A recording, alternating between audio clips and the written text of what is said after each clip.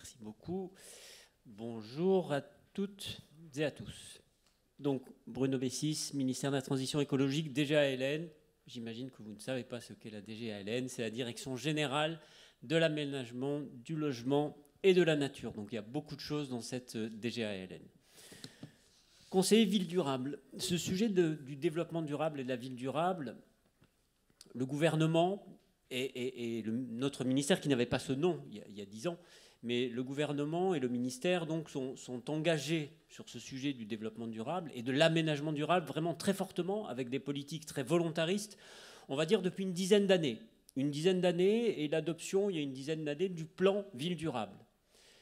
C'était le premier plan qui portait très fortement sur ce sujet de la ville durable, avec, depuis 10 ans, un certain nombre d'actions et de programmes qui ont été lancés. Il y a eu, et il y a toujours le programme Écoquartier que certains d'entre vous connaissent. Il y a les écocités que certains d'entre vous connaissent. Il y a eu un gros travail qui a été fait sur les innovations avec des mises en œuvre opérationnelles. Un certain nombre de... C'est de ma faute? J'ai fait une bêtise? Non. Donc un certain nombre de programmes qui ont été lancés. Il se passe des choses bizarres. Bon. Comme ça?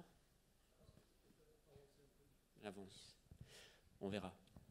Et l'année dernière, donc, pour fêter ses 10 ans, on va dire, la ministre Emmanuelle Wargon a souhaité qu'on donne un nouveau souffle à ce plan Ville durable et elle a adopté, le gouvernement a adopté la feuille de route Habiter la France de demain. Qu'est-ce qu'on trouve dans cette feuille de route Habiter la France de demain? On trouve des actions, un fort engagement de l'État pour accompagner les innovations, notamment avec le programme d'investissement d'avenir. On trouve le programme Écoquartier 2030. On trouve également d'autres actions. Mais de quoi on parle quand on parle d'innovation et d'Écoquartier 2030? On parle d'innovation, mais pas d'innovations qui seront mises en œuvre dans 10 ans. On parle bien d'innovations qui doivent être mises en œuvre maintenant. Maintenant, pour que dès demain, elles puissent se diffuser sur l'ensemble des territoires et porter le sujet de la ville durable. Quand je parle d'innovation bien sûr au service de la ville durable, et au cœur de ce sujet de la ville durable, il y a les citoyens. Donc ce sont des innovations qui sont au service des citoyens et au service de la ville durable. Donc on parle bien d'innovation, pas pour se projeter dans 10 ans, mais pour agir dès aujourd'hui sur un sujet de la ville durable. Quand je parle d'Écoquartier 2030, c'est pas travailler sur un programme qui nous permettra en 2030 d'engager une nouvelle forme d'écoquartier, etc. Non, pas du tout, pas du tout. On travaille aujourd'hui sur ce nouvel élan donné à la démarche écoquartier pour qu'en 2030, j'espère, soyons optimistes, l'ensemble du territoire national, outre-mer, et puis peut-être international, je l'espère, soit couvert d'écoquartiers. C'est ça qu'on vise, la transition écologique de l'ensemble de nos territoires. Parce que 2030, ce sera trop tard. On ne va pas attendre 2030 pour mettre en œuvre des actions. 2030, ce sera trop tard. Vous avez tous en tête le rapport du GIEC. On a 3 ans. 3 ans pour agir et pour agir fortement. Donc c'est aujourd'hui qu'il faut mettre en place des actions et des actions lourdes pour entraîner les territoires vers cette transition écologique. Mais le défi est énorme. Comment on fait ça? Comment on fait pour accompagner les collectivités? Comment on fait pour accompagner les porteurs de projets? Eh bien, il faut les outiller. C'est ce qu'essaie de faire le ministère, mais c'est aussi ce que font nos partenaires historiques. Efficacity, l'ADEME, le CSTB, qui travaillent avec nous sur ce sujet du bâtiment durable et de la ville durable depuis des années et des années. Alors, il y a aujourd'hui une action qui est lancée avec le logiciel UrbanPrint. Ce n'est pas le sujet du jour, je sais bien, mais c'est un outil qui va nous permettre, en tout cas qui va permettre aux collectivités de choisir des scénarios d'aménagement les moins impactants en termes d'émissions carbone et en termes d'impacts environnementaux. Donc c'est un outil d'aide à la décision, mais je vais pas déflorer ce qui sera raconté dans quelques mois, mais c'est à la fois un outil d'aide à la décision, puis un outil d'évaluation. Très bien. Donc on va pouvoir outiller les collectivités pour faire ce travail sur les quartiers et sur les écoquartiers. On teste cet outil sur une 30aine d'écoquartiers aujourd'hui. Mais ce n'est pas suffisant.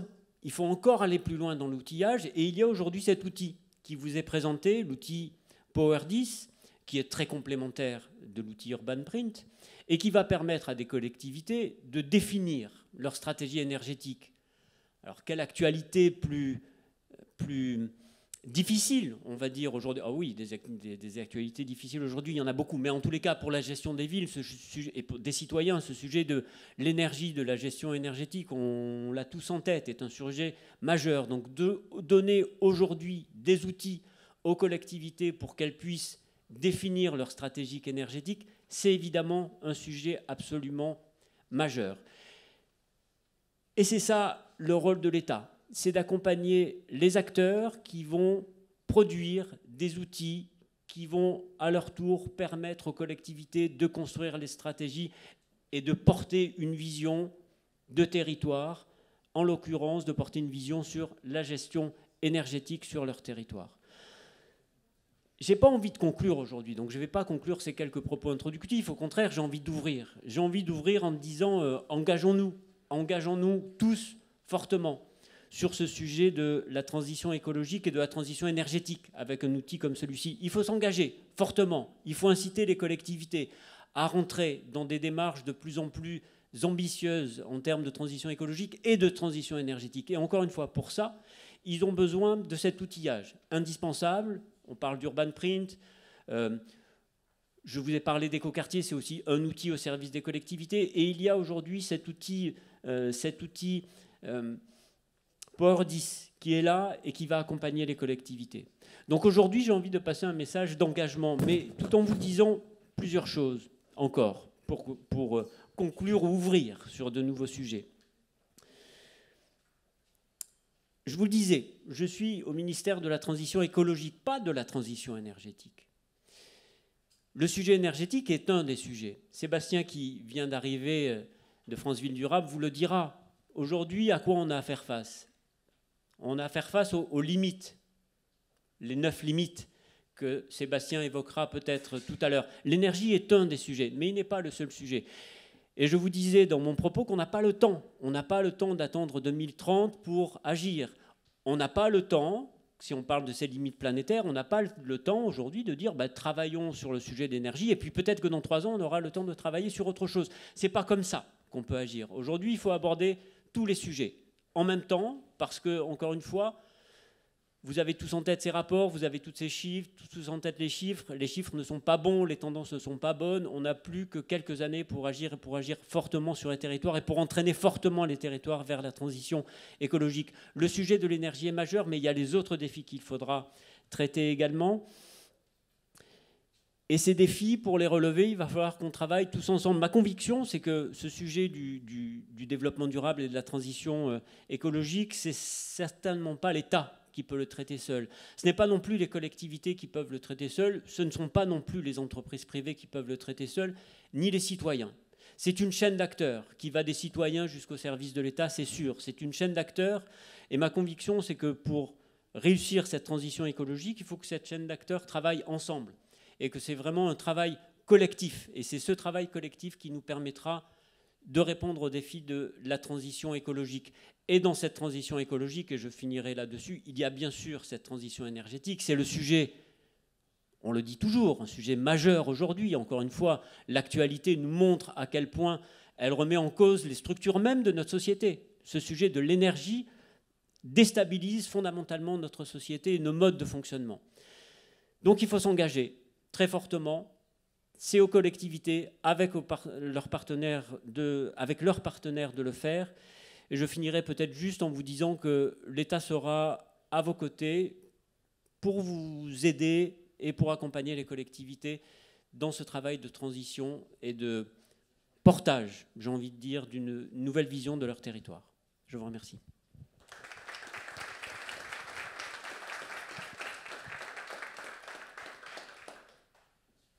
Merci, Monsieur Bessis. On aurait une question, c'est ça, en live? Non, ok, très bien. Alors, on va passer la parole à Joséphine Isard, qui est justement en retransmission. Joséphine.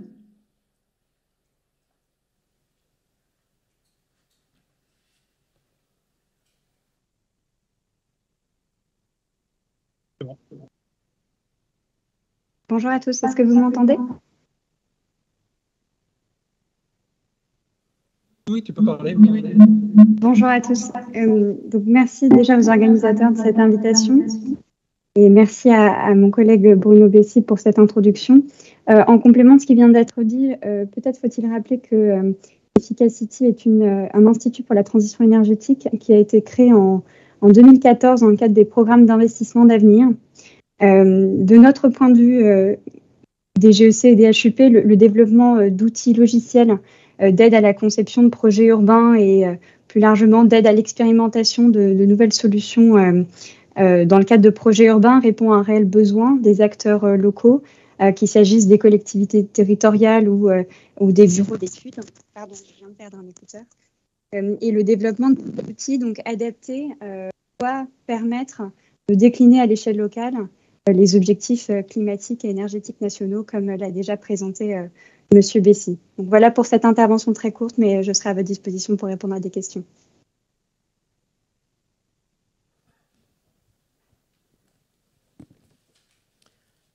Merci Joséphine. Pas de questions apparemment? Hop, alors je vais basculer les diapositives et nous allons pouvoir parler du sujet qui vous intéresse tous, donc le logiciel Power10, et je vais laisser la main à Michel et Julien qui vont vous le présenter, sa genèse. Merci Julia, merci beaucoup. Je voudrais d'abord dire un immense merci aux deux intervenants de l'État et par avance à Sébastien Maire, délégué général de France Ville Durable.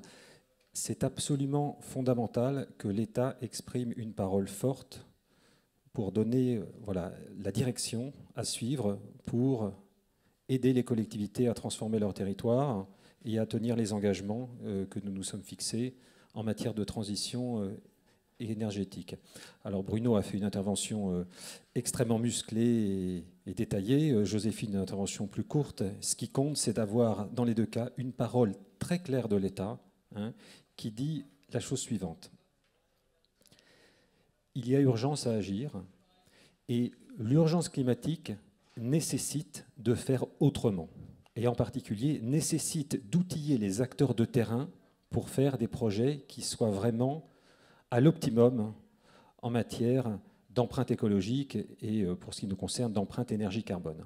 Voilà, c'est ça le message fondamental que nous avons entendu et j'ai envie de compléter ce message en disant la chose suivante. Oui, l'urgence climatique nous oblige à faire autrement, à transformer nos pratiques de conception urbaine. Ça, c'est la mauvaise nouvelle, parce que c'est jamais simple de changer ses habitudes. Il y aura une résistance au changement. Nous voulons changer ces pratiques de façon radicale et de façon rapide et massive. Donc il y a un vrai accompagnement qu'il faut faire. Donc ça, c'est la mauvaise nouvelle. Mais la bonne nouvelle, et c'est ça la fin de mon propos, c'est que c'est possible maintenant et que c'est même facile. Et c'est ça que l'on va vous démontrer ce soir. C'est que ces outils numériques avancés, en l'occurrence ici de simulation énergétique dynamique, l'outil Power10, permet vraiment d'outiller les collectivités au bon niveau, permet de répondre à des questions complexes, parce que trouver la meilleure stratégie énergétique sur un territoire, c'est une question extrêmement complexe, mais permet de le faire facilement.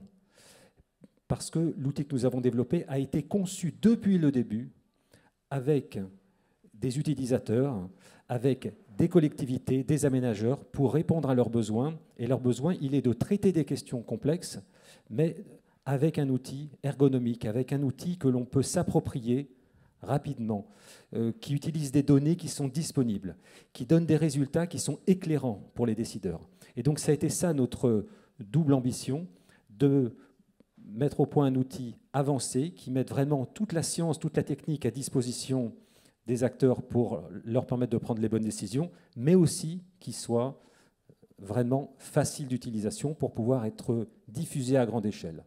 Donc c'est vraiment ça que je souhaiterais que vous reteniez.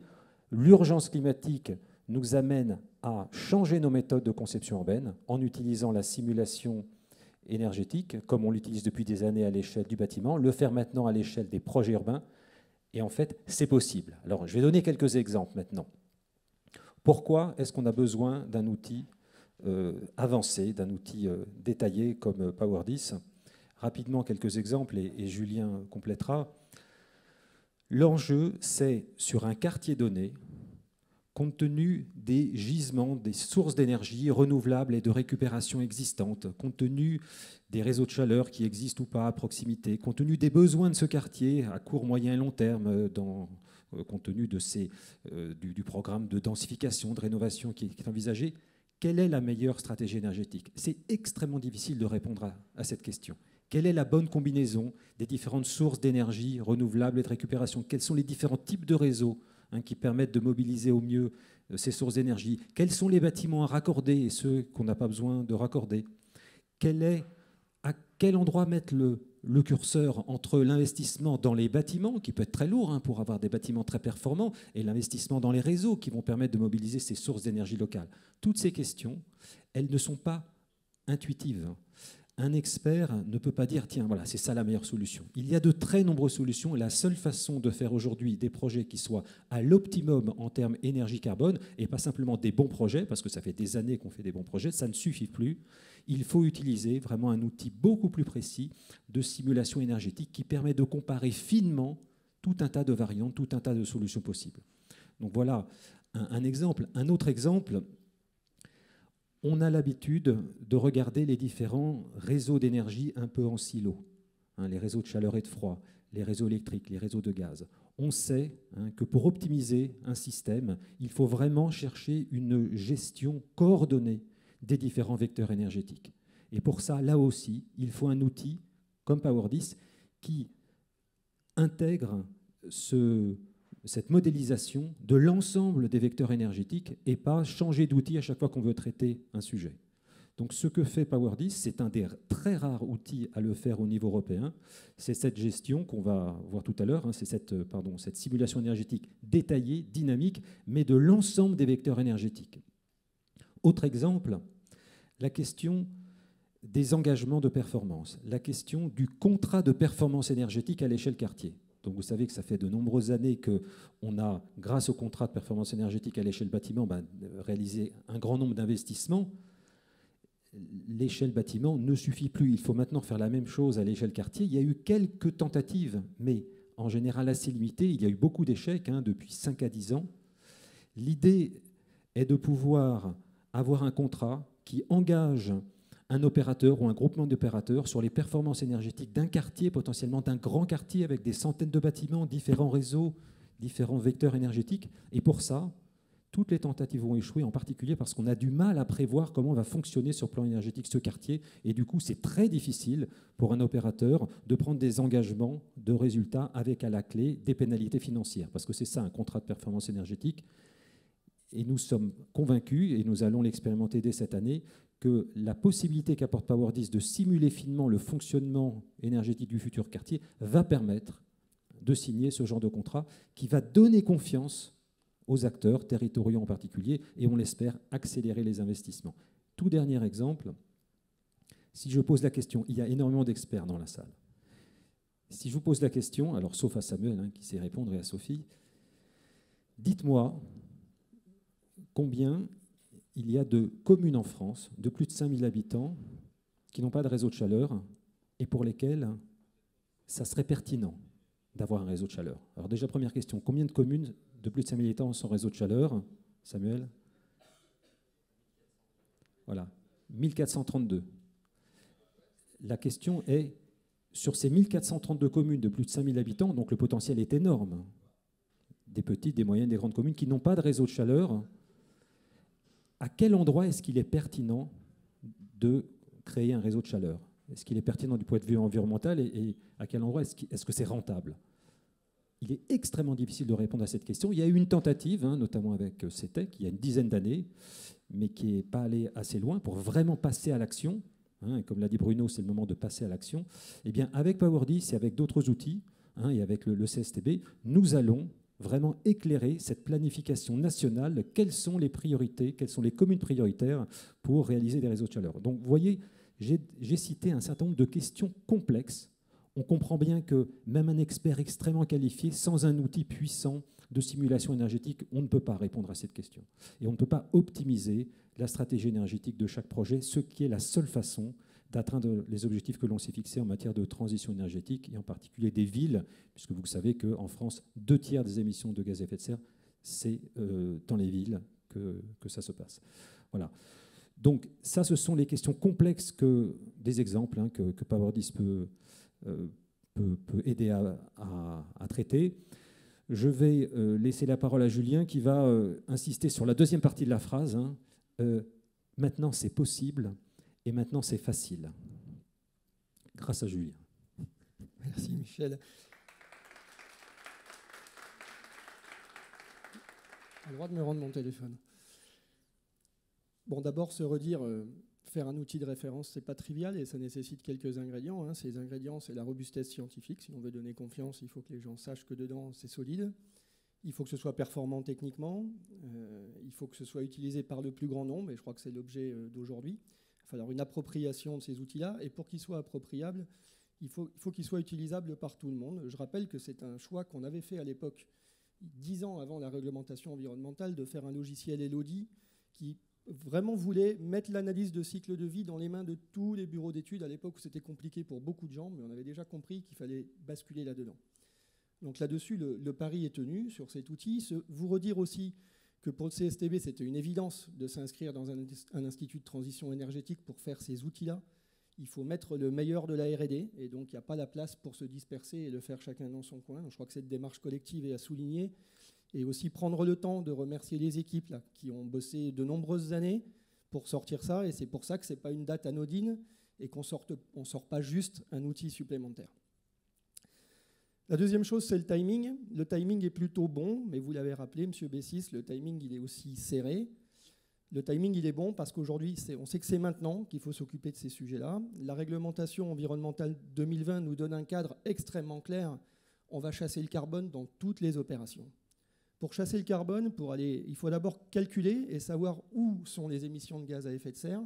Et ensuite, il faut faire des économies de gaz à effet de serre. On ne prononce jamais cette chaîne de mots des économies de gaz à effet de serre. Donc évidemment, il faut faire des économies d'énergie, mais pour faire des économies de gaz à effet de serre.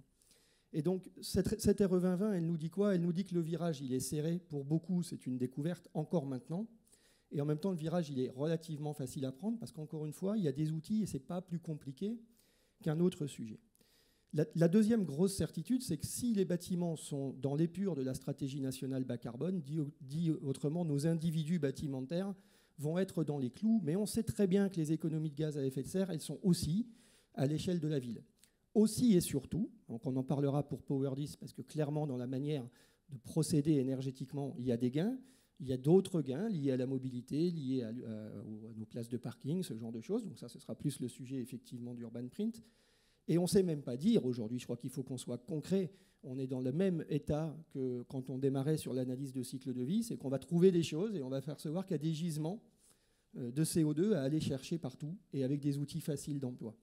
Donc il faut vraiment massifier l'usage de ces outils-là. Je crois que c'est vraiment le topo aujourd'hui. Il faut que les bureaux d'études s'approprient. Il n'y a plus la place là aujourd'hui pour quelque part triturer de la donnée ou faire les choses de manière approximative. Ce serait vraiment dommage. Et encore une fois, le chemin est tout tracé. Je pense que là, c'est extrêmement clair. Vous l'avez mentionné, il y a des AMI qui se développent, il y a déjà des organismes, des collectivités qui sont en place. Donc faites-le savoir, communiquez au plus grand nombre et portons ces outils au bon endroit. Je crois qu'il y a énormément d'attentes. Partout où on en parle, les gens nous disent que c'est attendu depuis très longtemps. La réalité, c'est que les acteurs sont aussi un peu le nez dans le guidon et donc il va falloir leur faire lever la tête 5 minutes pour qu'ils s'approprient ces outils-là. Voilà, je vous remercie.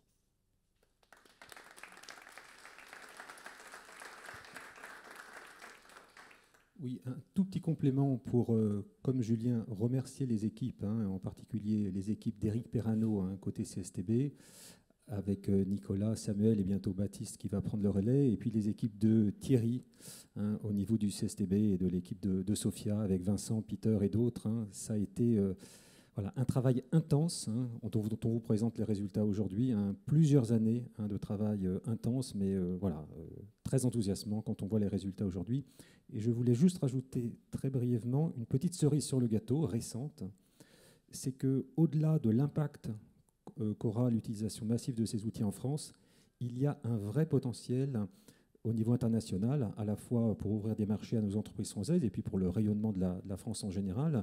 Je voulais juste vous indiquer que nous avons eu la visite en novembre dernier d'une délégation vraiment de haut niveau d'un pays important, hein, et qui a des défis très importants en matière de transition énergétique, qui est l'Inde, et donc une délégation de haut niveau du ministère du Développement urbain indien, et à qui on a, entre autres, présenté la chaîne d'outils, hein, qu'on développe avec le CSTB, et la réaction était immédiate.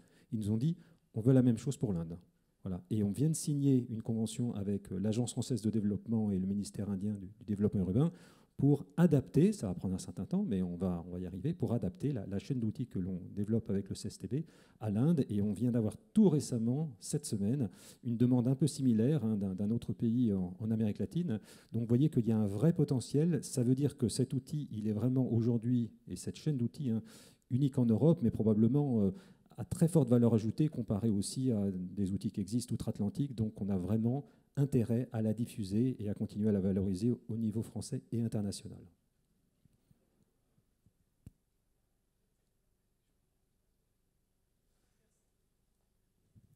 Merci Julien, merci Michel.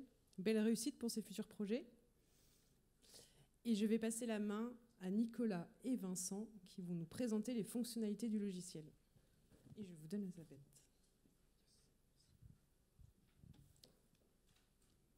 Merci Julia. Bonjour à tous. Donc, Nicolas Astir, je suis chef de projet sur le développement du logiciel Power10. Et Vincent Partenet, ingénieur de recherche au CSTB. Donc, on va vous présenter en quelques slides les fonctionnalités de Power10 en partant d'un constat de pourquoi Power10 et ensuite en vous montrant pourquoi Power10 est intéressant pour répondre aux défis qui ont été évoqués précédemment. Donc pourquoi Power10 ? On est parti d'un constat avec Power10, c'est qu'aujourd'hui on a deux types de logiciels qui existent. Des logiciels académiques très complexes qui font des choses très, très intéressantes et très pertinentes, qui donnent des bonnes aides à la décision sur des quartiers, mais qui sont très lourds à mettre en place, très difficiles à appliquer à de nombreuses communes. Ça demande beaucoup de temps pour les bureaux d'études de les prendre en main et de pouvoir les utiliser. Et donc, on n'est pas au bon niveau de complexité sur ces logiciels-là pour répondre à la demande d'urgence de décarboner les villes, beaucoup de villes, très vite. On a d'autres types de logiciels qui sont utilisés généralement. Donc, c'est plutôt des logiciels métiers, maison, on a l'habitude, on les utilise depuis très longtemps, mais ils sont très peu évolutifs. Et pareil, il y a un coût de prise en main qui est important. Ce qu'on a voulu faire avec Power10, c'est éviter les deux écueils de ce type d'outil, de faire un outil simple, un logiciel simple qui puisse à la fois être facile à prendre en main, mais aussi qui puisse répondre à des questions très complexes de décarbonation des villes et en particulier de simulation énergétique. L'une des particularités de Power10, c'est de prendre à la fois la partie besoin énergétique, on va évaluer la demande des bâtiments d'un quartier, mais aussi la simulation des consommations énergétiques de ce quartier, donc multivecteur, comme va vous en parler Vincent juste après. Donc Vincent, je te laisse la parole pour cette partie. Merci Nicolas. Donc effectivement, Power10, il va venir s'articuler autour de trois grands axes. Donc ça va être la demande, la production et la distribution d'énergie. Alors pourquoi ces trois grands axes ? Parce que ça va être vraiment les trois pôles qui vont faire qu'on va pouvoir évaluer correctement la demande énergétique d'un quartier. Et donc, alors, je vais les retracer. La demande, c'est quoi ? Ça va être les consommations, la demande, ça va être les besoins en chauffage, tout d'abord. Ça va être les besoins en climatisation et les besoins en eau chaude sanitaire. Donc, on est vraiment sur les vecteurs du bâtiment dont les usagers ont un besoin. Ça, c'est la première partie. On va avoir besoin de quantifier cette demande qui peut donc avoir une variabilité dans le temps. Donc là, on peut le voir sur la gauche de l'écran, qu'une demande en chauffage, une demande en climatisation ou une demande en ECS, c'est quelque chose qui est saisonnier, qui a une variabilité et qu'on ne peut pas évaluer uniquement dans le temps, de manière agrégée. Ça, c'est la première partie. Ensuite, un autre élément, une fois qu'on a ces demandes, mais il faut pouvoir y répondre. Et pour y répondre, on a donc des producteurs d'énergie. Et ces producteurs d'énergie, ils vont permettre de satisfaire ces besoins en chauffage, en climatisation et en eau chaude sanitaire. Et ils vont consommer de l'énergie. Donc, ce qui nous intéresse, ce qu'on cherche à minimiser en vue des minimisations carbone. Et donc, le troisième élément, c'est ce qui va venir, on va dire, entre ces éléments, donc ce qui est demandé et ce qui est produit et ce qui consomme de l'énergie. C'est les réseaux de chaleur, donc qui est le sujet qui intéresse particulièrement, en tout cas pour le cas de l'interconnexion et de l'interaction entre bâtiments. Donc là, vous pouvez le voir sur le graphe de droite où on a une une carte d'un quartier, quel va être le lien entre les bâtiments? C'est le réseau. Et un réseau de chaleur, c'est ni plus ni moins que le même réseau qu'on peut retrouver dans un bâtiment qui va alimenter nos radiateurs. Donc l'idée de Power 10, c'est d'intégrer ces trois éléments-là au sein d'un même environnement et de l'aborder de manière connectée. Donc, comme il était évoqué au début de la présentation, c'est multi-énergie, Power 10. Donc, multi-énergie, ça veut dire quoi? Ça veut dire du gaz, de l'électricité, de la chaleur et du froid. Alors là, on mélange un peu tout, mais c'est là qu'est la plus-value de la chose. Quand on parle de chaleur et de froid, ça va être la demande. C'est-à-dire que typiquement, pour chauffer les bâtiments ou pour satisfaire les besoins d'eau chaude sanitaire, on va devoir produire cette énergie qui est sous forme thermique. Et puis en face, on a ce qu'on consomme. Et ce qu'on consomme, il y a le fuel qu'on n'a pas cité, mais qui n'est pas forcément très, très en vogue. Mais il y a le gaz, l'électricité et la biomasse. Donc ça, c'est juste des exemples. Et qu'est-ce qu'on peut faire dans le logiciel? On va faire des simulations dynamiques. Donc ça, je ne vais pas forcément entrer dans le détail de ce que ça veut dire une simulation dynamique. Mais j'ai évoqué cette notion de variabilité dans le temps. Et là, comme vous pouvez le voir sur le graphe, on voit les différents vecteurs. Alors, je ne sais pas si c'est très lisible, mais on voit biomasse, électricité, gaz. Et un des intérêts, en tout cas, de Power 10, va être de pouvoir aussi de repérer certaines synchronicités. Par exemple, à quel moment on consomme de l'électricité, est-ce que c'est au même moment qu'on consomme du gaz, etc. Et c'est cette approche, on va dire, intégrée qui permet, ou pas, de prendre des décisions, on va dire, qui peuvent être vertueuses sur un quartier donné, avec ses spécificités. J'en dis pas plus.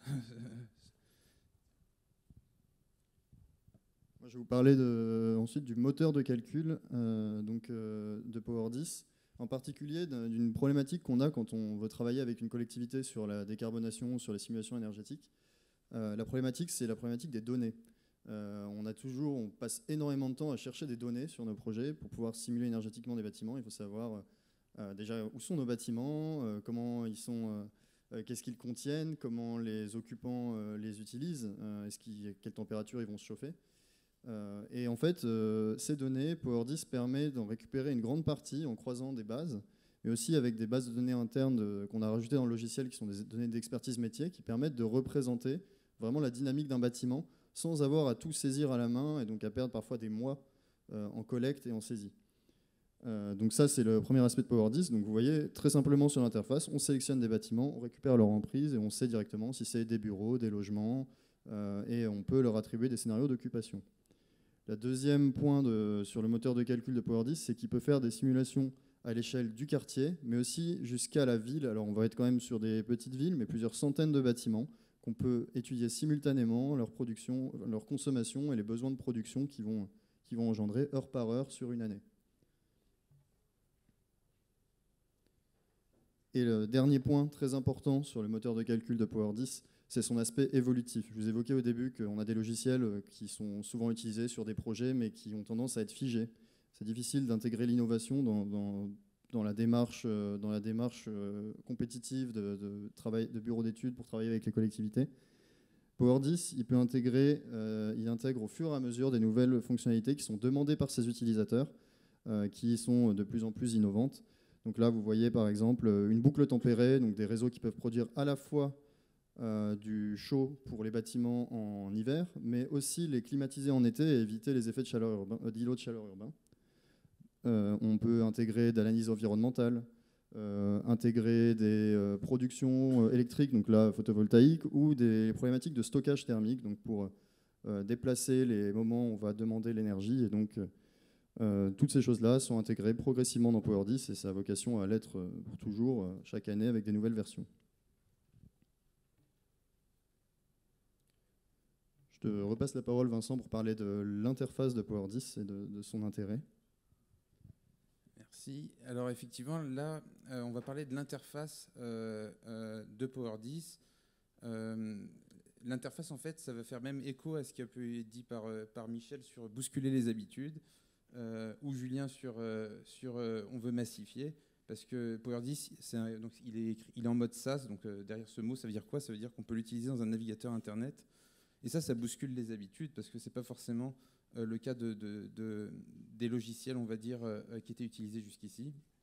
Et donc, on va avoir plusieurs fonctionnalités à travers ce logiciel. D'abord, la cartographie détaillée et des graphiques interactifs. Donc là, on voit sur les slides qui peuvent passer, on a la vue d'une part du quartier qu'on considère, donc avec les différentes empreintes des bâtiments. Donc là, il défile. Mais là, on peut voir les différents bâtiments et on peut aussi retracer les résultats sur ces bâtiments, par exemple avec les consommations, là, comme on voit sur le graphe présent. On a aussi des résultats qui sont extractibles et intégrables dans une maquette numérique. Donc ça aussi, c'est un sujet moderne. Donc ça aussi, ça bouscule les habitudes, quoique il y a de plus en plus d'entreprises qui fonctionnent sur la maquette numérique. On veut avoir des résultats, mais on veut pouvoir les associer à une maquette parce que c'est porteur d'informations, d'une part pour faire la simulation, mais aussi pour parler, on va dire, en multimétier, pouvoir parler à d'autres types de domaines. Il y a un quatrième aspect, pareil, qui bouscule les habitudes, mais qui est moderne et puissant, c'est le partage de projets pour un travail collaboratif. Et là aussi, dans le but, on va dire, de diffuser ce type de logiciel, c'est un élément technique qui, en tout cas, qui est important. Pourquoi ? Parce qu'on n'est plus dans un logiciel où l'opérateur va traiter son étude et ensuite devoir fournir des résultats en les interprétant, les communiquant et en pouvant ensuite en faire une restitution. Là, il y a un intérêt très, très terre à terre, mais qui est qu'on peut avoir une personne qui mène son étude sur un quartier, donc ça va être un expert de son domaine, qui va par exemple faire tout un tas de scénarios pour trouver quelle est la meilleure solution sur son réseau de chaleur.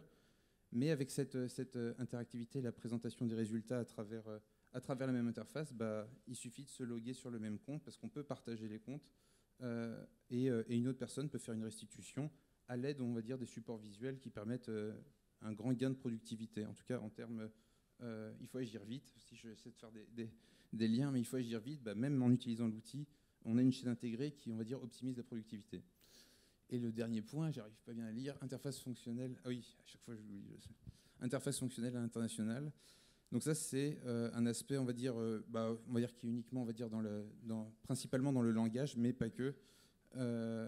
C'est donc de pouvoir décliner Power 10 à d'autres pays. Donc ça adresse le langage, mais aussi évidemment les jeux de données qui sont associés.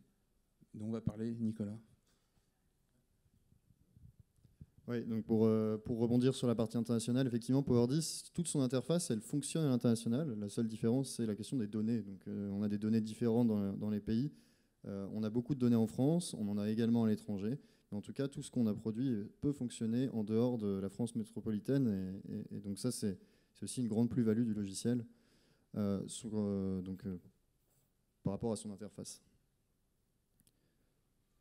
Moi, je vais conclure sur les bénéfices donc de toutes les fonctionnalités qu'on vous a évoquées. Donc, d'un point de vue environnemental, le grand bénéfice de Power 10, c'est de permettre de réduire les consommations d'énergie. Et qui dit réduire les consommations d'énergie ou optimiser le mix énergétique, dit réduire l'empreinte carbone des projets urbains et réduire l'empreinte carbone sur leur aspect énergie des projets d'aménagement. Sur le volet économique, la vision dynamique dont vous a parlé Vincent, ça permet de voir à quel moment on consomme l'énergie, mais ça permet aussi de savoir quel est le dimensionnement des systèmes énergétiques le plus optimal et donc réduire les coûts d'un système. Quand on a une vision annuelle agrégée de nos bâtiments et de leur consommation, on ne peut pas savoir où est l'optimisation économique, comment réduire la taille des systèmes au maximum, tout en assurant le même niveau de service aux usagers. D'un point de vue de productivité, là Vincent vous en parlait avec l'interface, on peut partager nos projets à plusieurs utilisateurs, il y a beaucoup de données qui sont déjà intégrées, donc on va gagner beaucoup de temps sur les études, tout en maintenant, voire en améliorant la qualité des études. Et donc ça c'est très important au niveau de la productivité pour les bureaux d'études qui vont utiliser Power 10. Et enfin, fiabilité, donc Power 10 c'est un logiciel qu'on a développé depuis maintenant 8 ans, voire plus pour certains travaux de recherche, qui a été éprouvé en partenariat avec des collectivités. Et donc tous ces travaux permettent de garantir à l'avenir la performance des projets qu'on va simuler avec Power 10 en amont. Donc voilà pour tous les avantages de Power 10. Donc maintenant on va passer à ces Power 10 vus par ses utilisateurs. Donc Samuel, tu veux introduire ?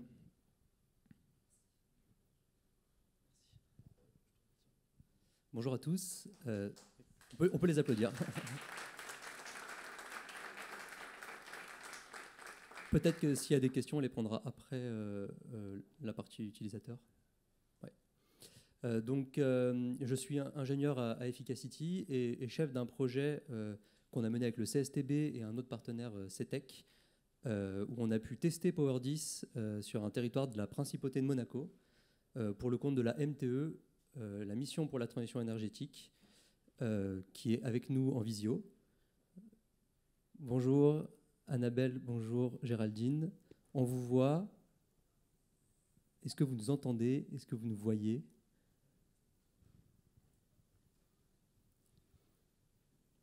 Je vois des micros coupés.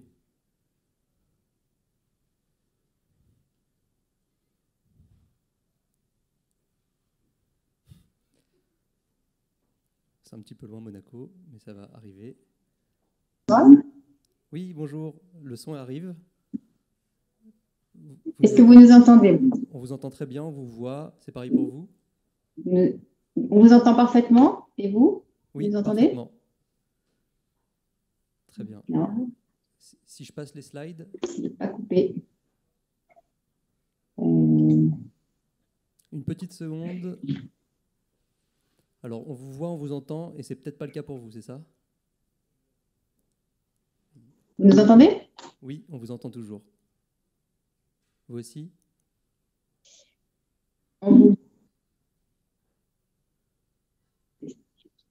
Annabelle, Géraldine, nous on vous entend.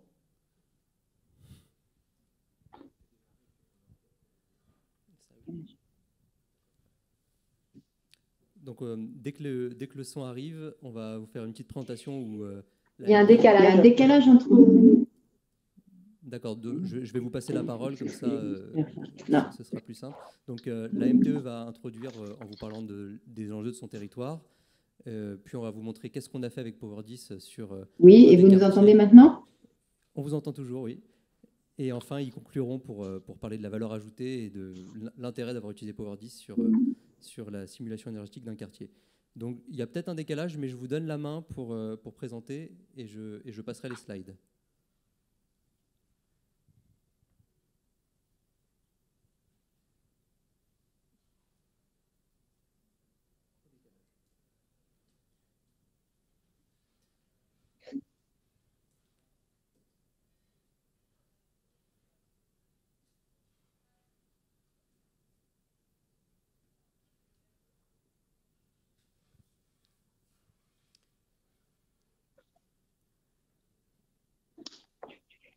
Ok. Je voudrais juste être sûre que vous m'entendiez avant de commencer. Oui. Oui. Oui, ok.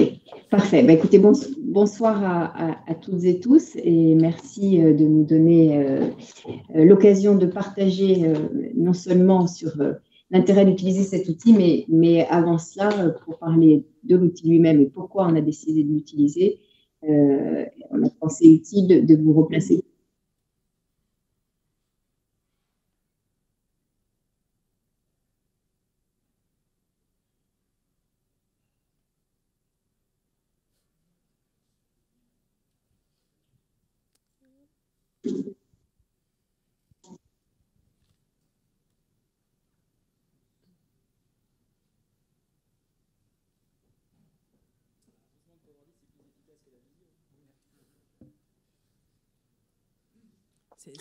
Ok, donc le contexte global en principauté, il était en effet important de le rappeler.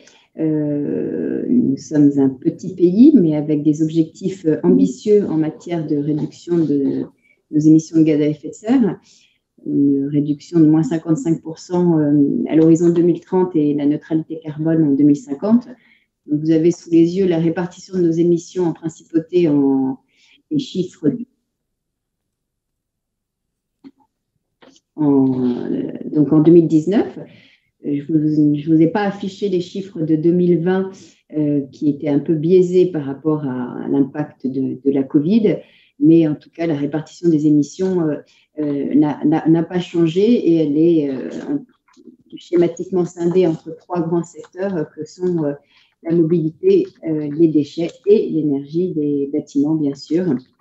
Contrairement à la France, vous voyez bien qu'on n'a pas ni d'agriculture et un secteur industriel très, très faiblement émetteur de CO2. Donc, si vous voulez bien aller à la diapo suivante, pour faire face à ces enjeux et s'attaquer à ces émissions de gaz à effet de serre en principauté, donc sur ces 3 secteurs, on a voulu une politique ambitieuse et partagée, ce qui était assez novateur en principauté. Donc, quand la mission dont je vais vous parler juste après a été créée en 2016, elle a initié un livre blanc de la transition énergétique qui était un moment donc, de partage du constat et surtout des leviers d'action pour baisser ensemble nos émissions de gaz à effet de serre. Autre chose qui est assez intéressant à Monaco et qui fait écho à ce que disait M. Bessis tout à l'heure, une politique de transition énergétique ne peut se mener qu'avec l'ensemble des acteurs du territoire et avec la communauté monégasque, d'où un outil qui s'appelle le Pacte national et qui s'adresse à toutes les entités, tous les individus, pour leur proposer d'agir en cohérence avec nos objectifs nationaux. Et c'est donc l'objet du Pacte national avec un bilan annuel fait avec les acteurs à l'occasion d'une conférence annuelle. Je vous donne évidemment là que quelques outils phares de cette politique, mais donc elle est animée par la mission pour la transition énergétique que j'ai la chance de diriger et qui joue le rôle de facilitateur, d'accélérateur de la transition, avec non seulement à ses côtés les autres services de l'État qui sont très mobilisés sur l'énergie, sur la mobilité, sur les déchets, et bien sûr les acteurs privés et l'on accompagne en pédagogie, et l'on accompagne en outils, et l'on accompagne avec des financements, bien sûr, pour les aider à agir. Voilà, bien sûr, on va se focaliser quelques minutes sur le spectre du bâtiment, qui est donc un de nos principaux secteurs émetteurs. Là, plusieurs leviers pour agir. Le levier réglementaire, donc avec une réglementation peut-être un petit peu en retard par rapport à celle de la France sur certains sujets, mais qui en tout cas, là où elle ne l'est pas, c'est son interdiction du fioul dans les bâtiments anciens, puisque c'est effectif depuis le 1er janvier 2022. Autre exemple qui nous permet d'aller assez loin dans la connaissance de nos bâtiments, c'est bien sûr les audits énergétiques. Donc l'obligation de les réaliser, c'est aussi une obligation depuis le 1er janvier 2022 pour certains bâtiments construits avant 1990, et l'obligation de réaliser un certain nombre de travaux d'isolation à l'occasion d'autres travaux de réhabilitation du bâtiment. En parallèle de cette réglementation, on a une démarche qui est tout à fait spécifique au sud de la France, c'est celle des bâtiments durables méditerranéens qui existent en région sud depuis une dizaine d'années et que l'on a intégré ici à Monaco avec les acteurs, puisqu'on a construit le référentiel avec eux. C'est vraiment une démarche collective absolument très, très intéressante et encore une fois très spécifique à nos climats, où on parle bioclimatisme. Et bien sûr, on s'intéresse beaucoup au confort, un petit peu d'hiver, mais beaucoup d'été. Et on en reparlera d'ailleurs avec l'outil PowerDis qui nous a permis de bien cibler certains des enjeux liés à ce confort d'été. Et puis, on a bien sûr des politiques publiques avec des réseaux de chaleur. Donc, chez nous, ce sont des réseaux thalassothermiques, puisqu'on a la chance de vivre le long du littoral. Et donc, on utilise l'énergie de la mer pour chauffer et refroidir nos bâtiments. Donc, bien sûr, pas tous les bâtiments de la principauté, malheureusement, mais on avait déjà un quartier, celui d'ailleurs dont on va parler dans quelques minutes, le quartier de Fontvieille, et on est en train d'équiper deux nouveaux quartiers, la Condamine et le Laroto, donc en visant prioritairement les bâtiments chauffés au fioul. Évidemment, nous sommes dans le sud, donc un dispositif sur le solaire qui est assez ambitieux, pas forcément particulièrement efficace, pour être très honnête. On a un peu du mal à convaincre les propriétaires privés de s'équiper en solaire. On montre l'exemple dans les bâtiments publics. Et évidemment, on est très à l'écoute, et plus qu'à l'écoute, en études, en expérimentation sur les sujets de géothermie, d'eau usée, d'autres. J'ai déjà parlé de l'énergie de la mer, mais ou l'eau motrice, ou d'autres choses que l'on peut trouver à proximité. Donc voilà un bref aperçu de notre politique de transition énergétique. Je vais laisser la parole maintenant à l'équipe d'Efficacity qui nous accompagne depuis plusieurs mois maintenant sur la modélisation énergétique du quartier de Fontvieille, donc un des quartiers de la Principauté.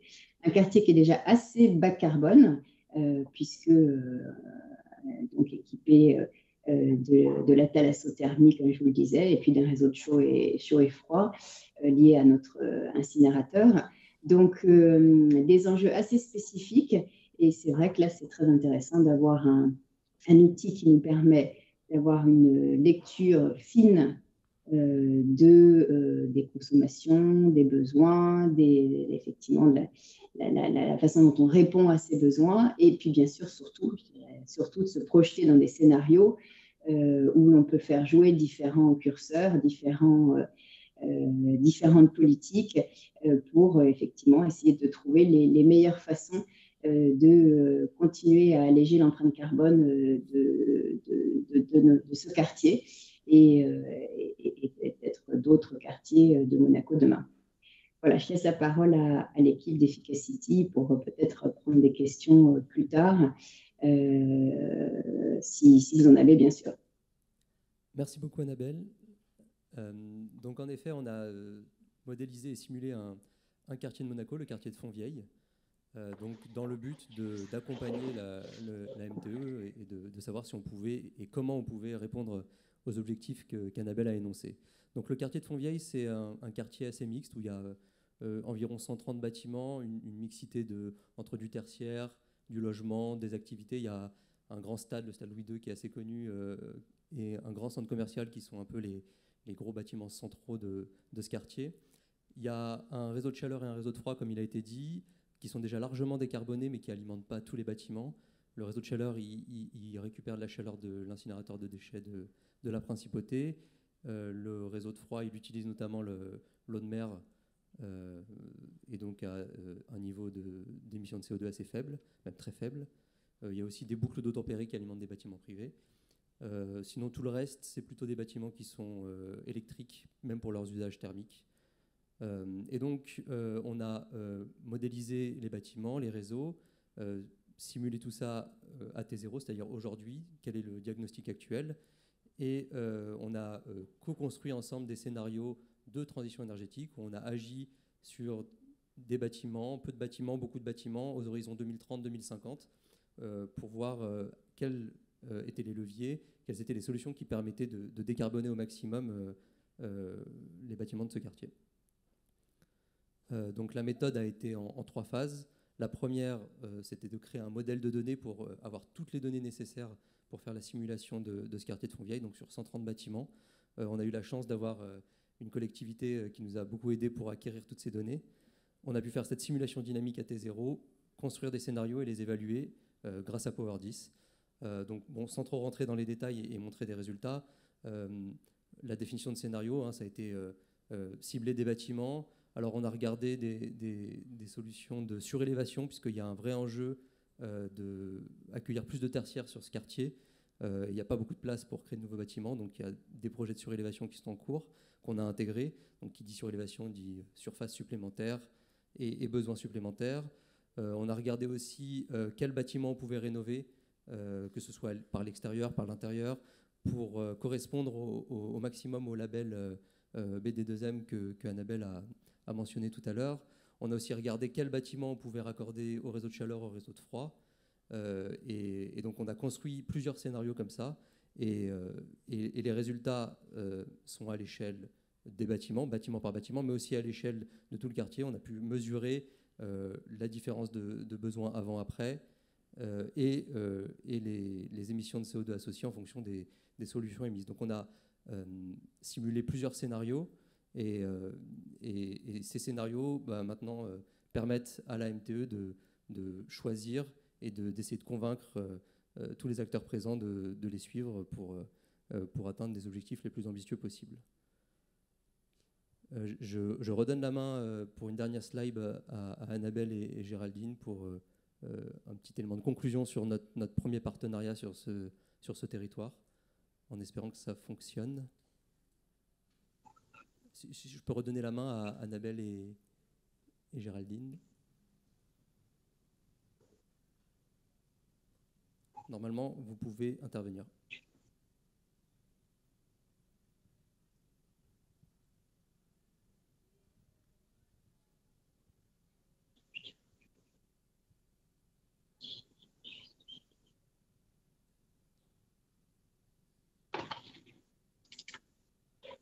Bonjour, vous nous entendez? Oui, c'est bon, on vous entend.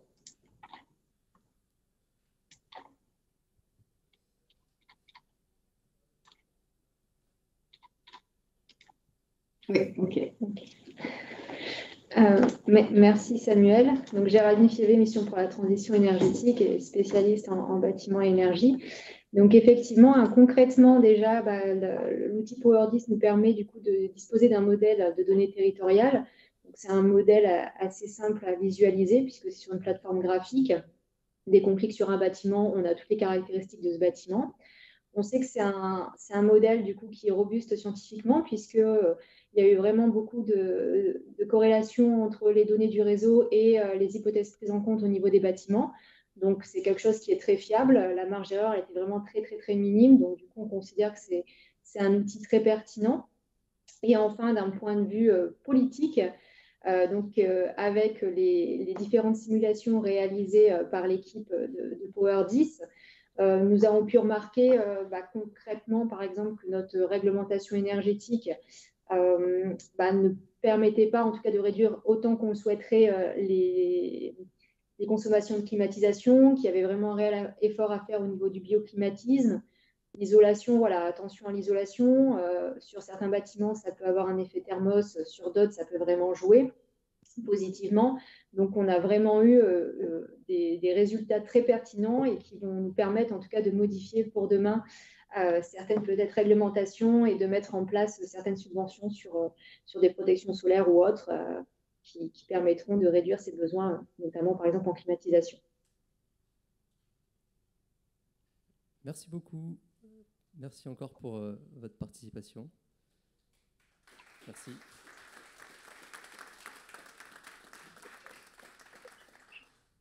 Merci beaucoup, merci aussi Samuel d'avoir comblé. On a quelques questions. Ah oui. Oui, c'est pas fini. Quel geste de rénovation avez-vous testé sur les bâtiments?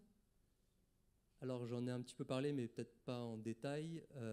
D'abord, on a regardé la rénovation par l'intérieur pour arriver à des niveaux de performance tels que sont les réglementations spécifiques à la zone Méditerranée. On a voulu aussi tester la rénovation par l'extérieur sur certains bâtiments qui étaient éligibles. Comme l'a dit Géraldine, on s'est aperçu que les problématiques sur la principauté de Monaco, sur les bâtiments, c'était surtout la climatisation, plus que le chauffage. Donc on a commencé à regarder des solutions un peu plus passives pour des brise-soleil ou de la surventilation et encore d'autres solutions. Pour voir si ça avait des impacts positifs sur les besoins de climatisation. On a aussi regardé les changements de système.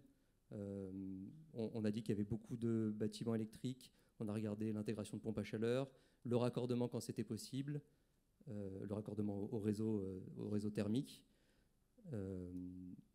Et je pense que c'est à peu près tout. Merci. Il y en a une deuxième. Combien de temps prend la simulation d'un scénario ?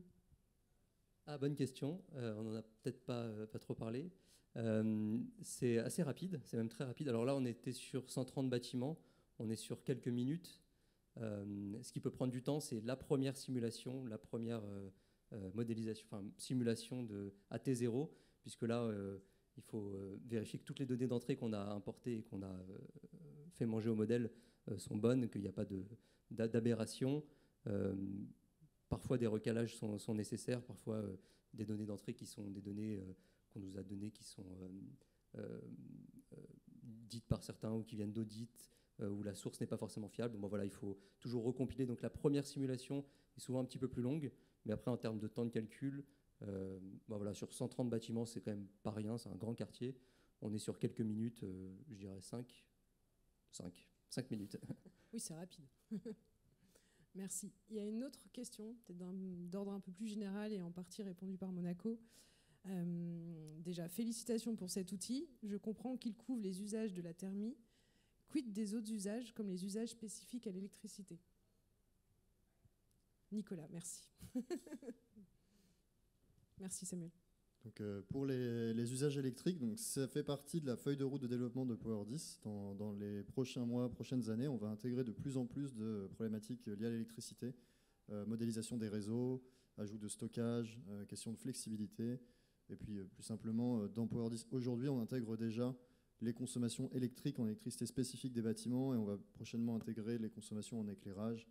Donc on reste dans le bâtiment, mais on a vocation à sortir un peu du bâtiment pour voir le quartier au niveau de l'électricité, donc à la fois les réseaux, les bornes de recharge de véhicules électriques. Donc ce sont des développements en cours. Aujourd'hui, la partie électrique, elle est représentée par des pompes à chaleur ou des radiateurs ou des ballons électriques pour répondre aux usages thermiques. Merci Nicolas.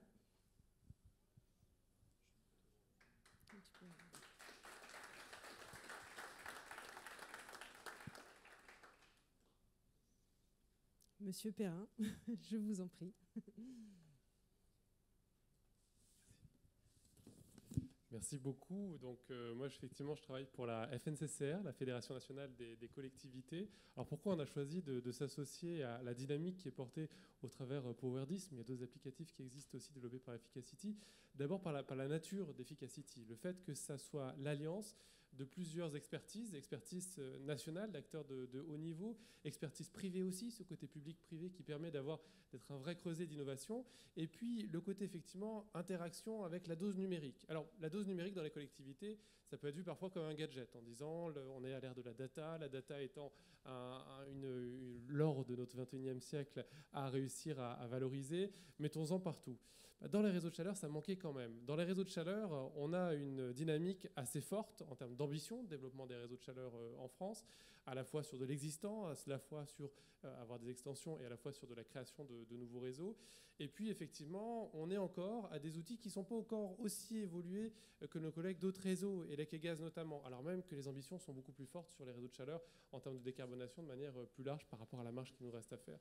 Et il manquait effectivement un outil, ce que j'appellerais une sorte de chaînon manquant, entre intégrer une approche de planification, une approche vraiment multisectorielle, une vision d'urbanisation assez large de la ville sur sa dimension énergétique, et puis une dimension d'utiliser le réseau de chaleur, somme toute un dispositif assez simple, assez aisé à mettre en place, mais à le faire entrer sur une dimension numérique d'optimisation, de vision globale. Et c'est ça qui nous a plu avec l'approche au niveau de Power10. C'est pour ça qu'on s'est associé à Efficacity dans l'approche, portée également par le CSTB, dans l'approche effectivement de la mise en place de ce logiciel-là, avec l'approche de création d'une communauté d'utilisateurs. C'est ça aussi qui était intéressant. Et donc on a lancé cet appel à manifestation d'intérêt, qui a eu un succès assez fort, puisqu'on a eu plusieurs dizaines de consultations de dossiers qui ont été mis en place, un premier rang d'analyse par les différents experts qui ont été mobilisés, qui ont pu en discuter, donc notamment CSTB, notamment CEREMA en particulier, et nos collègues qu'on remercie, je ne sais pas s'ils sont connectés à distance, mais une pensée pour eux depuis Nantes en particulier, où est le pôle du CEREMA, de manière effectivement à faire état de 5 lauréats qui ont permis de mettre en avant des expertises des États différents. Dans les 5 lauréats, on va avoir du rural, un petit village qui se pose la question en disant « Tiens, j'ai un territoire, j'ai quelques bâtiments, c'est tout petit, mais la transition énergétique, c'est pas que de l'urbain, c'est aussi du rural. Et donc, je voudrais mettre un outil décarboné au niveau local qui est le réseau de chaleur.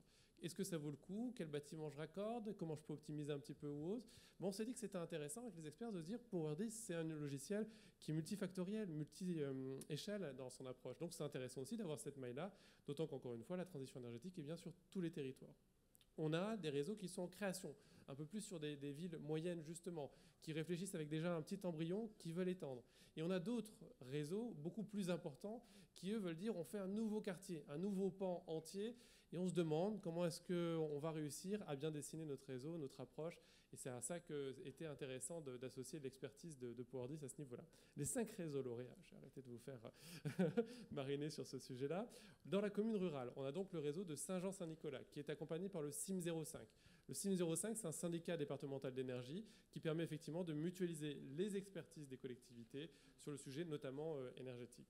On a également, en taille moyenne notamment, Lons-le-Saunier, qui est intéressant, un réseau déjà effectivement existant, sur lequel il y a des choses qui sont encore à créer, à développer de manière assez dynamique.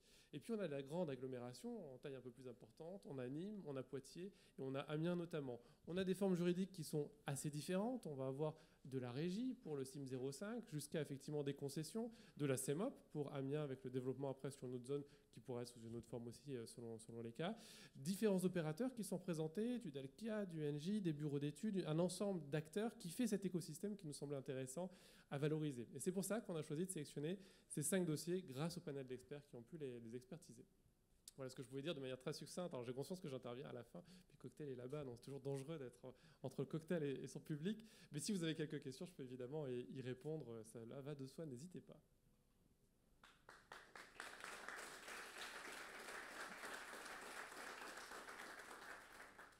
Merci, Monsieur Perrin. Et nous allons appeler Monsieur Sébastien Maire, s'il vous plaît.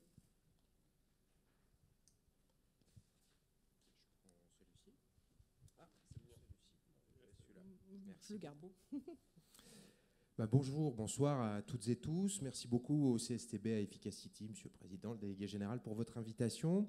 Je suis délégué général de l'association France Ville Durable. Je vous dis juste quelques mots sur d'où je parle. Une association nationale qui a eu cette spécificité d'avoir 4 collèges, l'État, plusieurs ministères et plusieurs des agences opérateurs de l'État, dont le CSTB, des collectivités locales et certaines de leurs fédérations, des entreprises de toute taille et tout secteur d'activité, et des experts, parmi lesquels Efficacity.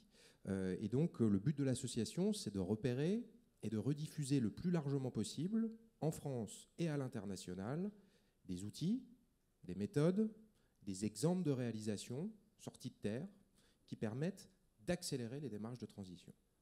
Donc quand Michel m'a proposé de venir à cette occasion, je me suis dit que ça collait très bien avec la mission de France Ville Durable, parce que ce qu'on réalise, on travaille beaucoup avec des collectivités locales françaises, les élus, les équipes politiques, les exécutifs politiques et les directions générales. Et la plupart du temps, une fois qu'on a passé la première étape, qui est indispensable, c'est-à-dire la mise à jour, la prise de conscience sur les vrais enjeux. Vous savez qu'on en est encore malheureusement très loin dans la sphère politique, ça dépend où, mais la vraie prise de conscience de la gravité des enjeux et de la vitesse à laquelle ils se présentent, elle est encore lointaine, souvent éloignée de la décision politique. Mais une fois que les élus ont compris, une fois qu'ils sont prêts à agir, la première demande, c'est les outils. Les outils, comment fait-on ? Et cet outil en particulier me paraît extrêmement intéressant pour plusieurs raisons. D'abord, il faut qu'on arrête le doigt mouillé. Ça a déjà été dit à plusieurs reprises. Comme on doit aller vite, comme on n'a plus beaucoup de temps, il faut qu'on soit sûr de ne pas se tromper de trajectoire, de ne pas se tromper de stream d'investissement, surtout pour des investissements lourds, type réseau de chaleur ou ce type d'infrastructure. Il faut être certain que ça va bien répondre aux objectifs qu'on s'est fixés. Et puis, il y a une deuxième raison, c'est que je postule que de plus en plus, et très rapidement, il va falloir rendre des comptes.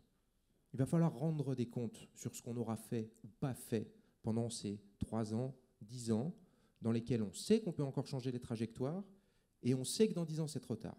Donc nous, ce qu'on dit aux élus locaux aujourd'hui, très clairement, c'est dans ce mandat que ça se passe. Hein. Et ce n'est pas vos petits-enfants qui vont vous demander des comptes, hein, c'est vos enfants. Et on saura, dans 15, 20 ans, quand on aura les vraies manifestations dans notre pays, puisqu'elles existent déjà ailleurs, elles ont commencé dans notre pays aussi, des effets du dérèglement climatique, bien évidemment, on fera le feedback et on dira mais pourquoi n'a-t-on pas pris les bonnes décisions au bon moment? Pourquoi n'a-t-on pas mobilisé les bons outils au bon moment?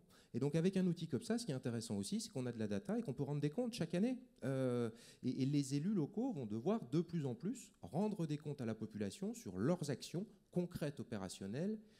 Et si j'étais un peu trivial, je dirais, et pas uniquement sur des belles déclarations dans un PCAET.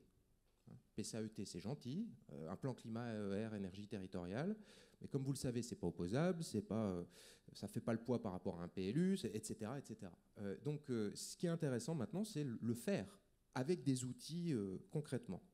Alors, certains ici savent peut-être que je connais, savent peut-être que je suis de ceux qui critiquent volontiers la religion du tout numérique. On nous présente les solutions numériques comme forcément vertueuses, en gommant et mettant un peu sous le tapis le bilan écologique insoutenable aujourd'hui du développement exponentiel du numérique. On y travaille beaucoup dans l'association, avec nos membres, y compris des fournisseurs de services numériques dans le privé, les services de l'État, etc. Et on en vient assez facilement à la conclusion que le sujet, c'est le numérique utile. Ce n'est pas le numérique pour le numérique, mais c'est l'utilisation qui est faite du numérique. Et là, on est typiquement dans une utilisation utile du numérique, dans quelque chose dont on peut mesurer concrètement chaque année les bénéfices en termes de consommation d'énergie, de gaz à effet de serre. Donc on est sur cette logique de numérique utile qui doit être largement développée. Ce qui est intéressant aussi, c'est qu'avec cet outil, on a à la fois ce début d'approche systémique. Vous savez que c'est un terme qui devient de plus en plus présent dans les politiques publiques, mais en termes de processus, d'outillage, etc., on ne sait pas encore trop bien comment l'empoigner, parce qu'on est en silo toujours, etc. Donc là, ce qui est intéressant, c'est qu'on est dans une logique systémique, hein, à la fois le besoin et la production, les différentes échelles, les différents types d'interventions. Donc une approche à la fois globale et fine, et c'est souvent ça la difficulté qu'on a dans la transition écologique. On sait qu'on répond à des enjeux globaux, mais il n'y a pas une solution qui peut marcher partout sur tous les territoires. On est dans la dentelle de la mise en œuvre en fonction des spécificités de l'existant, du bâti, des caractéristiques, etc. etc. Et cet outil, il fait les deux. Il a les deux approches. Autre chose qui me paraît extrêmement intéressante, c'est qu'il permet aussi d'optimiser l'existant. Ça peut fonctionner pour le neuf, mais ça peut aussi, et surtout, selon mon point de vue, fonctionner pour l'existant. Et ça, c'est quand même le grand enjeu. L'enjeu d'ici 2040-2050, ce n'est pas les 20% de bâtiments neufs qu'on va construire. Ils sont déjà vertueux, enfin ça va. L'enjeu, c'est le stock. C'est les 80% de bâtiments qui seront... Alors avant, je disais 2050, mais maintenant, je devrais dire 2030, hein, qui devront encaisser des canicules de 50 degrés pendant un mois. Ils sont déjà là. C'est là le sujet, beaucoup plus que sur les bâtiments neufs. Et donc, depuis des années, on a mis énormément d'énergie, d'innovation, de moyens sur la façon de produire des bâtiments neufs de manière vertueuse. C'est bien, mais ce n'est pas l'enjeu prioritaire. L'enjeu prioritaire, c'est bien comment on va arriver à adapter le fonctionnement de l'existant. Et ce que je trouve très intéressant, vous l'avez dit tout à l'heure, c'est qu'il est évolutif. Et ça, c'est fondamental. Parce que les choses bougent très vite. Que ça soit en termes de priorité politique ou en termes de connaissance des enjeux et des phénomènes. Donc il faut qu'on puisse utiliser cet outil, y compris dans d'autres directions. Et je vais citer deux exemples d'évolution. Ce qui est intéressant, c'est que, vous l'avez dit, sur le thermique, il y a le chaud, mais il y a aussi le froid. Moi, ça fait des années que je considère que, là aussi, on s'est un peu trompé de direction en mettant un paquet sur la production de chaleur vertueuse, alors que dans les années à venir, la demande en énergie thermique, en nombre de jours par an, ça va être pour du froid, ça ne va pas être pour du chaud. On sait très bien qu'il y aura toujours des jours de grand froid, mais ça descend. En revanche, le nombre de jours de canicule augmente. Donc le sujet, c'est comment on produit du froid dans les décennies à venir, pas comment on produit du chaud. Et donc ce qui est intéressant avec ce logiciel, c'est que ça marche aussi pour le froid. C'est fondamental, hein, parce qu'on court vers ce qu'on appelle la maladaptation. Que vont faire les habitants dès la semaine prochaine quand il fera 30-32 degrés à Paris ou dans tous les endroits urbains denses, etc. Ils vont acheter des climatiseurs individuels. Et sauf à prendre des décisions réglementaires interdisant la vente de climatiseurs individuels, je crois que la Suisse l'a fait, on ne pourra pas empêcher les habitants de faire ça. Et le bilan énergétique est dramatique. On a bien sûr des gains énormes en logique réseau plutôt qu'en logique individuelle. Et puis, il y a un autre concept qui peut être intégré dans ce logiciel, qui est une donnée aussi qui devrait prendre de plus en plus de place, c'est la question du dimensionnement des besoins. Et je vais en arriver à ce sujet pour reconnecter avec ce que disait Bruno Bessis tout à l'heure sur les limites planétaires. La sobriété, aujourd'hui, devient un objectif de politique publique, de plus en plus. C'est-à-dire que le besoin, il peut descendre aussi. Il doit descendre. Et d'une manière générale, cette question du dimensionnement des besoins en consommation d'énergie, mais à vrai dire en consommation tout court, ça a été le parent pauvre des logiques de développement durable depuis 20 ans qui considéraient que la ville durable, c'était juste le même mode de vie qu'aujourd'hui, mais verdi dans son fonctionnement. Et ça, physiquement, ça ne tient pas. On sait qu'il va falloir intégrer des logiques de sobriété, de faire moins, de consommer moins d'énergie à l'ensemble de nos stratégies. Et ça fonctionne aussi avec ce logiciel. Donc je trouve ça extrêmement intéressant.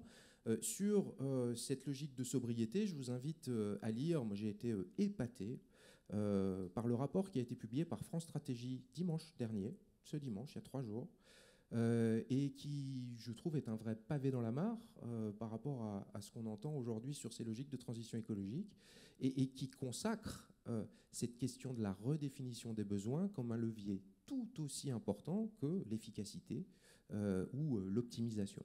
Donc, intéressant également parce que cet outil, il permet de s'adapter quels que soient les choix politiques, quelles que soient les évolutions qui arriveront par la suite. Je veux juste terminer déjà en vous disant bravo pour cet aboutissement, parce que je sais, Monsieur le Président, que ça a été un long travail, qu'en plus vous avez défriché un sujet qui, à l'époque où vous avez démarré, n'était pas forcément un sujet qui avait autant d'importance qu'aujourd'hui, autant d'attention politique, etc., qu'aujourd'hui. Et puis voilà, le bébé est né, c'est prêt, il n'y a plus qu'à l'utiliser. Et France Ville Durable fera son maximum pour participer de la diffusion de cet outil auprès notamment des collectivités avec lesquelles on travaille, sur notre portail web qui a aussi une vocation internationale. Dans notre action internationale, j'ai bien entendu qu'il avait aussi une vocation bien plus large que la vocation française. Donc nous serons ravis à France Ville Durable de faire la promotion de cet outil autant que possible et puis de suivre ses futurs développements. Merci beaucoup de votre attention.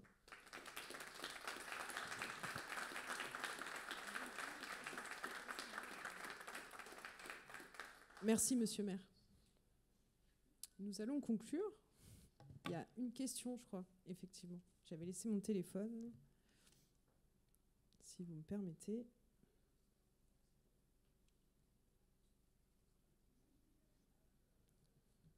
Nicolas Vincent.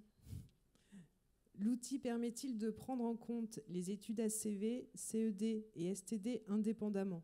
Impact des matériaux, de l'énergie, confort thermique.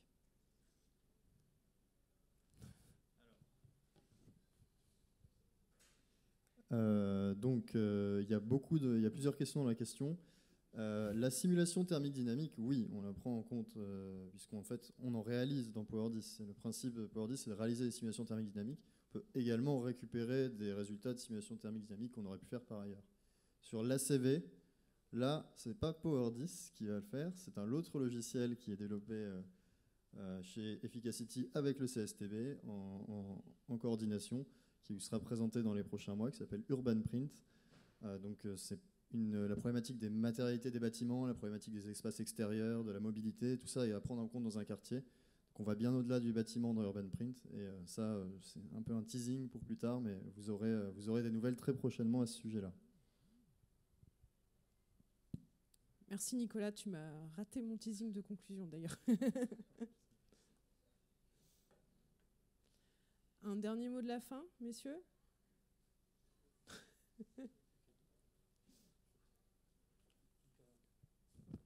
Oui, tout a été dit. C'est simplement, de nouveau, un immense remerciement aux intervenants de l'État et à Sébastien Maire. Comme je le disais tout au début, notre rôle est de mettre à disposition des acteurs des outils performants, des outils faciles à utiliser, mais on a absolument besoin de tout l'écosystème de France Ville Durable.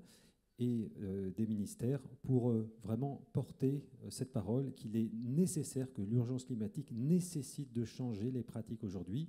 Et ça va être un travail de longue haleine. Et donc vraiment, merci beaucoup Sébastien pour ton engagement depuis le début et à l'avenir pour nous aider à faire connaître ces outils, à faire connaître ce qu'ils apportent de façon extrêmement concrète pour que leur utilisation soit la plus rapide et la plus massive possible. Voilà, merci beaucoup et je redis vraiment mes remerciements à mon collègue et ami Julien et au CSTB derrière parce que évidemment c'était le bon choix, hein, cet attelage Efficacity CSTB, ça a donné vraiment des résultats extrêmement voilà, fascinants hein, d'avoir cette grande qualité et cette opérationnalité. Non seulement pour Power10, mais on vous donne rendez-vous, je vais être encore plus précis, le 14 septembre pour la journée de lancement d'Urban Print. Mais Julia vous en dira encore plus juste après. Je me contente juste d'un mot, parce que je crois que la dynamique temporelle est importante. On s'est fait un peu vanner en sortant une RE 2020 en 2022.